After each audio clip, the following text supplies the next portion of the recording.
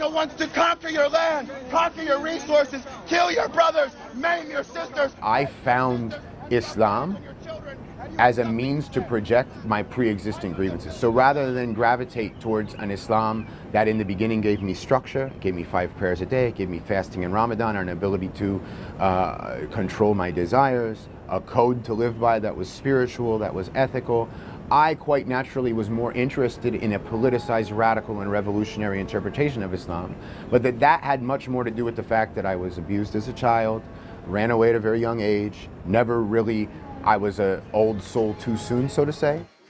Jesse was a marked man for us. Yunus Abdullah Muhammad, he was the boogeyman. In my own mind, in the mind of Yunus Abdullah Muhammad, I should say, my grievance was that the United States was waging a war against Islam, that the only way for human beings to live was under Allah's commandments or his legislation, and that it was incumbent upon every Muslim to work for the establishment of that Islamic system all over the globe, wherever they might find themselves. So my grievance inside of myself, I thought it was a projected grievance about an objective understanding of the world around me, that the United States was an imperialist force, that it was heading a war against Islam. Well, it really started out as a partnership just about an article. For him to talk about what it was like being the leader of an Islamist group in the United States that was responsible for 15 plots or attempted attacks around the world.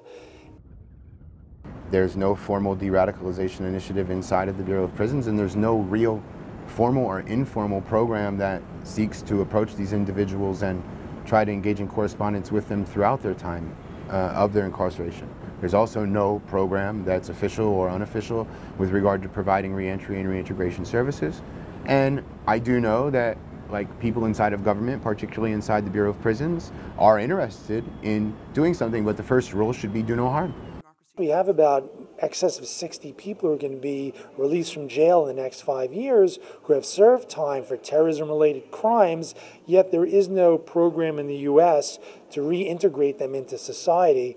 And that could be a fear that these individuals, without some type of program, recidivize into terrorism. So immediately you come out of something and you realize that you don't want to be a part of it, right? But then you don't really know why you don't want to be a part of it until you process it. And it's my theory that until you can write about it, you haven't recovered from it.